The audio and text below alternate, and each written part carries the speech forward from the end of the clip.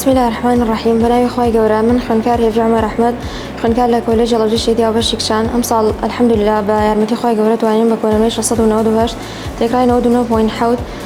بتوانم بە سەرکەوتی قۆناغی 12 ئامادەیی ببڕم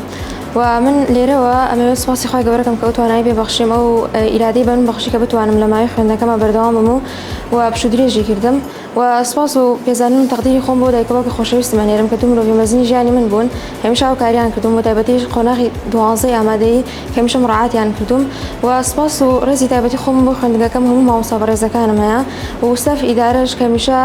لە خەمی ئەوە بوون کە ژینگەیەکی لەبەر گونجاو بۆ ئێمە بڕەخسێنن بۆ خوێندنەکەمان و بە تایبەتیش بۆ پرۆگرامانی کە پێشکەشی ئێمەیان کردو و مانوێن لە دوای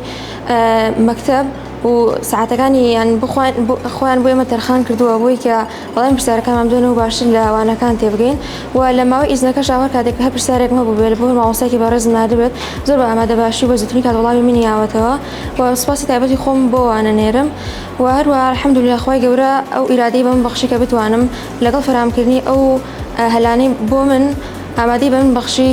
هیوا ئومێدی بە من بەخشی بۆی بتوانم کە ئەم کۆنمرەیە بەدەست بێنم و پەیامی من بۆ خوێندکارانی بڵی 12 ئامادەیی ئەوەیە کە پشت و درێژ بن هەمیشە شان لە ئامانجەکانیان بێت و ئەگەر هاتوو تووشی نائومێدیی کاتیش بوون نەهێڵن بێتە ڕێگە لە بەردەم ئەو ئامانجی کارەوە بەدەستی بێنن چکە نائومێدیەکە کاتیە بەڵام ئەو ئەمێنێتەوە ئەو نمرەیە کە بەدەستی هێنن و ئەو پیشەیە کە بە بۆنی پۆلی 12 بەدەستێنن